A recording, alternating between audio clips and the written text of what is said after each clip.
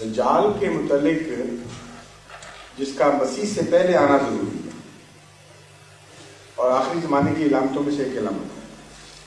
حضرت صلی اللہ علیہ وسلم نے فرمایا کہ وہ ایک بہت ہی دراز قد انسان ہے، اتنا اونچا قد ہے کہ وہ آسمان سے باتیں کر رہا ہے اور ایک آنکھ سے کانا ہے، یعنی دائیں آنکھ اس کی اندھی ہے، اس میں کوئی نور نہیں، بائیں آنکھ بہت بڑی اور روشن ہے، اور اتنی روشن ہے، اتنی اس کے اندر بصیرت ہے کہ وہ پاتال کی خبریں لاتی ہے، زمین کے اندر بھی جو کچھ ہو رہا ہے اس کی بھی نظر، اس پر بھی نظر ہے اس کی، اور وہ ایسا طاقتور ہے کہ دنیا کی ساری قوموں کو فتح کر لے گا اور کسی کی مجال نہیں ہوگی اس کا مقابلہ کر سکے، اور بڑے حیرت انگیز آپریشنز بھی کرے گا، قوموں کو پھاڑے گا اور پھر اکٹھا کرے گا، کبھی مارے گا کبھی زندہ کرے گا، وہ خوراک لے کر ساتھ پھرے گا اور جہاز خوراک کے لدے ہوئے اس کے ہوں گے اس کے ساتھ۔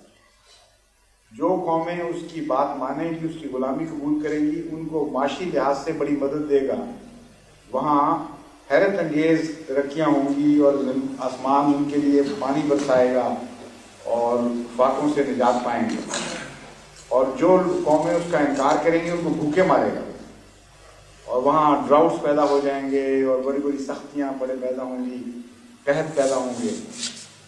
یہ ساری علامتیں حضرت صلی اللہ علیہ وسلم نے اس کی شخصیت کے متعلق بیان فرمائی۔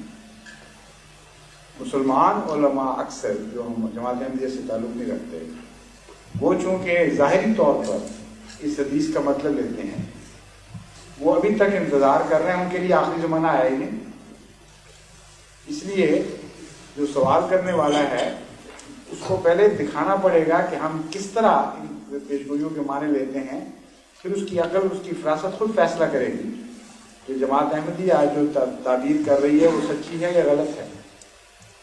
علماء کی تعبیر کو اگر یہ سچا مانے کہ سچ مچ کا ایک کانا دیو پیدا ہو، تو جب تک وہ دیو نہ پیدا ہو، ان کا نہ آخری زمانہ آنا ہے، نہ ان کا مسیح آنا ہے، نہ مادی آنا ہے، اور دن بدن حالت بد سے بدتر ہوگی، کیونکہ رسول کریم صلی اللہ علیہ وسلم نے جہاں پیشگوئیاں فرمائی ہیں وہاں یہ بات واضح کر دی ہے کہ جب امت محمدیہ کے دن خراب ہوں گے تو پھر مسیح اور مہدی کے آئے بغیر پلٹیں گے نہیں، پھر ان میں انقلاب نہیں آئے گا، دوبارہ زندگی مل ہی نہیں سکتی جب تک کہ یہ واقعہ نہ ہو جائے کہ آسمان سے خدا مسیح ملے۔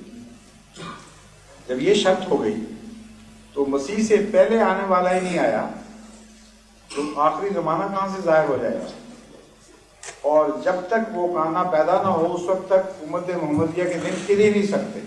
پھر یہ کوششیں بھی چھوڑ دیں، یہ جو ختم نبوت کی کانفرنسیں ہیں اور یہ مختلف جماعتیں جو بنی ہوئی ہیں، کہاں رسول اللہ صلی اللہ علیہ وسلم نے لکھا ہے کہ یہ جماعتیں پیدا ہوں گی تو امت کو بچا لیں گے؟ مسیح کے آئے بغیر بچنا ہی نہیں ہے، اس لیے یہ ساری کوششیں بیکار جائیں گی۔ مشکل یہی ہے کہ آخری زمانے کی علامتیں تو حضور اکرم صلی اللہ علیہ وسلم نے کھول کر بیان فرما دی تھیں، وہ دیکھنے والی آنکھیں نہیں رہی، صاف لکھا ہوا نظر آ رہا ہے، پہچانتے نہیں ہیں۔ جماعت احمدیہ کے نزدیک آخری زمانہ آ چکا ہے، اس کی وجہ یہ ہے کہ ہمارے نزدیک یہ پیشگوئی پوری ہو گئی۔ ہم سمجھتے ہیں کہ ایک بڑے بلند قامت شخص سے مراد قوم ہے، نہ کہ ایک شخص واحد، اور جو اس کی نقشے کھینچے ہوئے وہ پورے ہو چکے ہیں۔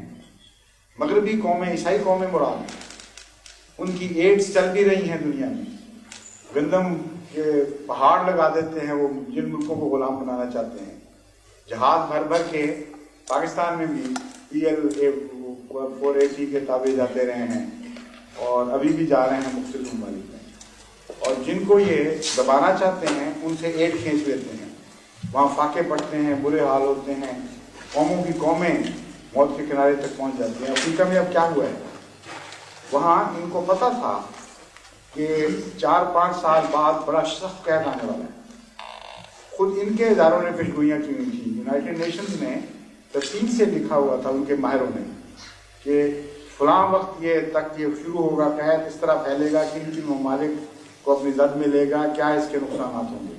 چپ کر کے بیٹھے رہے کیونکہ وہ یہ چاہتے تھے کہ ان کو جب تک یہ ہمارے نظام کو قبول نہ کریں. افریقہ میں اس طرف لیفٹ کی طرف رجحان زیادہ ہو رہا تھا، اور ایتھوپیا میں خاص طور پر لیفٹسٹ حکومت تھی، رشین حکومت کے تابع. ان کو یہ سبق دینا چاہتے تھے، اور در حقیقت تو خدا مجبور کر رہا تھا رسول اللہ صلی اللہ علیہ وسلم کی پیشگوئی پوری کرانے کے لیے.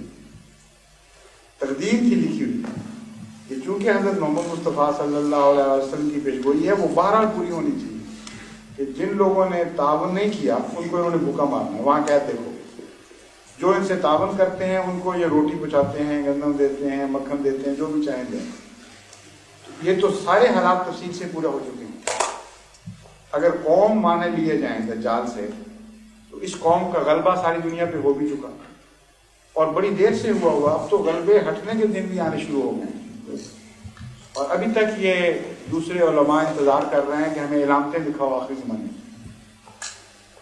پھر حضرت صلی اللہ علیہ وآلہ وسلم نے اس دجال کی پہچان کے لیے کچھ اور علامتیں ایسی واضح فرما دی کہ جس کے بعد کسی سمجھدار کے لیے شک کی گنجائش نہیں ہونی چاہیے. فرمایا وہ صلیب کا گویا پجاری ہو، کیونکہ جس مسیح نے دجال کو قتل کرنے آنا ہے اس کی نشانی یہ بتائی کہ وہ صلیب کو توڑے گا اور دجال کو قتل کرے گا اور سور کو مارے گا.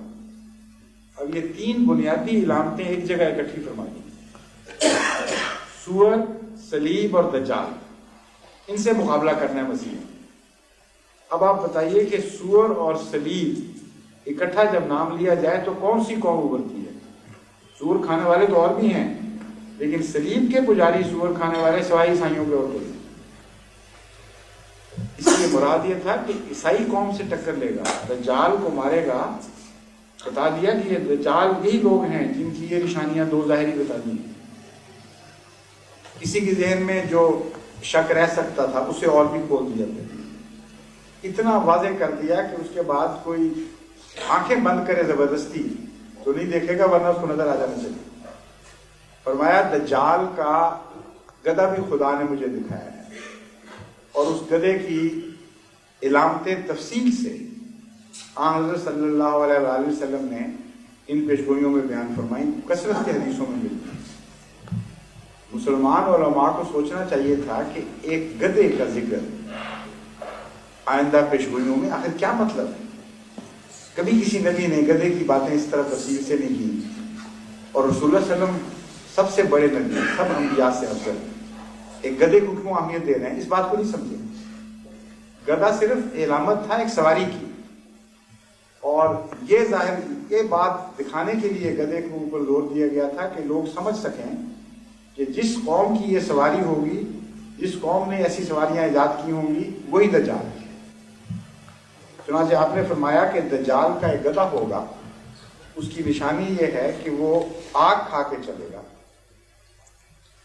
اب آگ کھا کے چلنے والا گدھا تو آج تک پیدا نہیں نہ ہوا کوئی، نہ کوئی سوچ سکتا ہے، نہ اس زمانے میں کوئی سوچ سکتا تھا کہ آگ کسی سواری کی فائر پاور بن سکتی ہے، یعنی فائر پاور کے ذریعے بھی کوئی سواری چل سکتی ہے. حیرت انگیز پیشگوئی ہے، لیکن ابھی یہ صرف آغاز ہے اس کا. پھر فرمایا کہ وہ جو گدھا دجال کا ہے اس کے پیٹ کے اندر لوگ سوار ہوا کریں. اب پیٹ میں کہاں سے داخل ہوں گے؟ فرمایا اس کی سائڈ پہ سوراخ ہوں گے داخلے کے لیے. اور yes you already got it, not only aeroplane, some others as well. پھر فرمایا کہ اس کے اندر روشنیاں ہوں گی، یعنی پیٹ میں جاتے ہوئے خیال آتا ہے کہ اندھیرا ہوگا گدھے کے پیٹ میں. فرمایا نہیں، اس گدھے جس کی ہم باتیں کر رہے ہیں، جو خدا نے ہمیں دکھایا ہے، اس کے اندر روشنیاں جل رہی ہوں گی. پھر فرمایا کہ ابھی کئی عقل کے اندروں کو نہیں پتہ لگتا، اس بچے نے تو فوراً کہہ دیا جہاز، لیکن جنہوں نے آنکھیں بند کی ان کو نہیں سمجھ آتی. فرمایا کہ وہ اتنا تیز چلے گا کہ مہینوں کا سفر دنوں میں طے کرے گا. زمین پر چلنے کا یہ نقشہ کھینچا، اور پھر سمندر میں چلنے کا بھی اس کا ذکر فرمایا. فرمایا وہ سمندر میں چلے گا اور گھٹنوں تک ڈوبے گا، زیادہ نہیں ڈوبے گا. साफ पता चला कि वो तैर रहा है। फिर फरमाया कि वो हवा में भी उड़ेगा और बादलों से ऊपर, क्लाउड लाइन से ऊपर निकल जाएगा और इतना तेज रफ्तार होगा और इतना लंबा उड़ेगा कि आपने फरमाया मिसाल के तौर पर कि उसका एक कदम मशरिक में होगा तो दूसरा मगरिब में होगा। यानी उसकी फ्लाइट कराची से होती है तो न्यूयॉर्क जाके उतरती है या लंदन जाके उतरती है किसी और जगह। ये गधे की निशानियां बता दी। अब आप बताएं कि सवाए गधे के हर एक को समझ आ जानी चाहिए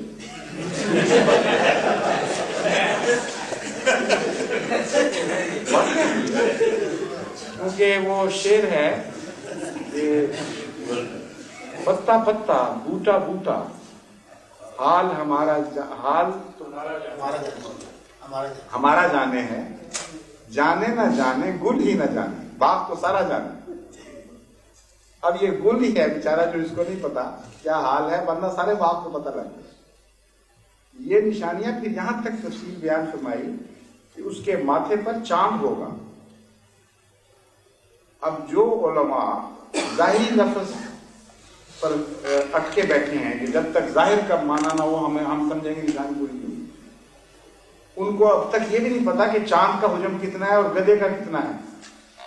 गधे का जो हुजम बयान फरमाया रसूलुल्लाह सल्लल्लाहु अलैहि वसल्लम ने, वो फरमाया उसके दो कानों के दरमियान 70 हाथ का फासला है। अब आप देख लें कान की मिसाल अगर आप समुद्री जहाज से लें तो उसका पेट कमोबेश इतना होता है, औसतन बयान किया जाता है। गाड़ी के अगले डब्बे में भी एक कान लटका होता है झंडी का और एक पिछले डब्बे में भी कान लटका होता है। अजीब है खुदा की शान कि झंडी इनको कान की शक्ल की मिली। वजह यह है कि रसूलुल्लाह सल्लल्लाहु अलैहि वसल्लम की बात सच्ची फरमानी थी अल्लाह ताला ने, और वो भी कमोबेश यही फासला है। हवाई जहाज के दो कान उसके दो पार जो हैं उनके अब ये कमोबेश यही फासले हैं। 70 हाथ से मुराद ये नहीं कि फुटों में या इंचों में ये फासले, मुराद है कि बहुत बड़ा कुशादा होगा। इस तफसील से पूरी हुई। अब उसके ऊपर माथे पे चांद कहां से आ सकता है? चांद तो इतनी बड़ी जगह है कि वो ऐसे जैसे गधे का नक्शा खींचा, ऐसे लाख गधे भी हों तब भी उनसे हुजम में बड़ा है, करोड़ गधों से भी ज्यादा, अरब गधों से भी ज्यादा। इतना बड़ा है चांद इस साइज के गधे के मुकाबले पर, तो उसके माथे पे चांद आ ही नहीं सकता। मुराद ये थी कि गोल रोशनी होगी चांद की तरह, दूर से देखोगे तो बात धोखा लगेगा कि चांद निकला है। और अमरे वाकया ये है, सिंध में एक दफा मेरे साथ भी ये वाकया हुआ। एक दफा गाड़ी आ रही थी दूर से और चांद निकलने का भी कमोबेश वही वक्त था। बिल्कुल ये लग रहा था कि चांद निकला है। दूर से कुछ धुंध, कुछ उसका उफक के करीब से नजर आना, और हम यही समझते रहे कि चांद निकला है। फिर वो जब चांद करीब आना शुरू हुआ फिर समझ आई कि नहीं ये गाड़ी की रोशनी। और चांद की शक्ल गोल होती है और चांद की शक्ल की ही सारी सवारियां रोशनियां इन्होंने ईजाद की। इतनी तफसील से हदीस पूरी हुई है कि आदमी की अकल दंग रह जाती है, और किसी दहरिया के लिए, किसी दूसरे मजहब के लिए गुंजाइश नहीं है कि इस हदीस के बाद रसूलुल्लाह सल्लल्लाहु अलैहि वसल्लम का इनकार कर सके। और अब देख लें, चांद हवाई जहाज के ऊपर भी गोल शक्ल का चांद बनाया हुआ उन्होंने, मोटरों के ऊपर भी चांद बनाया हुआ, मोटरसाइकिलों में भी चांद बनाया हुआ। जो सवारी बनाते हैं उसकी गोल चांद जैसी शक्ल बनाते हैं। ये तकदीर इलाही काम ले रही है सारा, ताकि लोगों को ये खुल जाए क्या नक्शा है। इतना बयान फरमाने के बाद फिर मजीद ये बताया कि वो गधा चलने से पहले ऐलान किया करेगा कि ये सवारी अब चलने वाली है, जिसने आना आके बैठ गया, और उसके बाद फिर वो रवाना हुआ करेगा मंजिल ब मंजिल। अब आप ये देख लें कि जितनी भी सवारियां अंग्रेजों या ईसाइयों ने ईजाद की हैं उनके ऊपर ये सारी तफसील लफ्ज़न साबित आ रही। चलने से पहले गाड़ी भी ऐलान करती है, विसल बजाती है, ऐलान होता है। हवाई जहाज ऐलान होता है, ये जहाज न्यूयॉर्क के लिए तैयार है, ये फ्रैंकफर्ट के लिए तैयार है, ये फलाने जगह के लिए तैयार है। और बसें रह गई, वहाँ भी वो बजाते हैं उनके कंडक्टर, और कुछ नहीं तो थप भी कर देते हैं इस बाड़ी पर कि आ जाओ बैठो, जिसने चलना है चल, हम चलेंगे। आम रसूल सल्लल्लाहु अलैहि वसल्लम का मुकाम اگر دیکھنا ہو تو ان معنوں میں نظر آتا ہے، نہ کہ ظاہری لفظوں میں. اور یہ کہتے ہیں نشانی کوئی نہیں پوری، تو کیسے کوئی دکھائے؟ ایک دفعہ آسٹریلیا میں ایک اسکول میں میرا لیکچر تھا، وہ عیسائی لڑکے مختلف کلاسوں کے 2 حصوں میں بٹ گئے تھے، انہوں نے باری باری سوال کرنے تھے. مختلف اسلام پہ سوال ہوئے تو ان کا جو ایک عیسائی پادری جو علاقے کا اس کو بھی بلایا ہوا تھا. اس پر انہوں نے پادری نے دیکھا کہ یہ تو اسلام سے بہت متاثر ہو رہے ہیں اور بڑے کھل کے اظہار کر رہے تھے کہ ہاں بہت اچھا ہے، صحیح جواب ملا، ہمیں تسلی ہو گئی. اس نے شرارت سے ایک بچے کو یہ سکھایا کہ اس سے پوچھو اینٹی کرائسٹ کیا ہے. اس کا مطلب تھا کہ یہ تم اینٹی کرائسٹ لوگ ہو، یعنی دجال ہو. اینٹی کرائسٹ دجال کو کہتے ہیں، اور حضرت عیسیٰ کے مقابلے کے لیے آئے تھے، ہم تمہیں نہیں مانیں گے، یہ مراد تھی اس کی. تو میں نے کہا کہ بہت اچھا سوال کر دیے، تو میں تمہیں نشانیاں میں بتا دیتا ہوں، پہچان تم لو.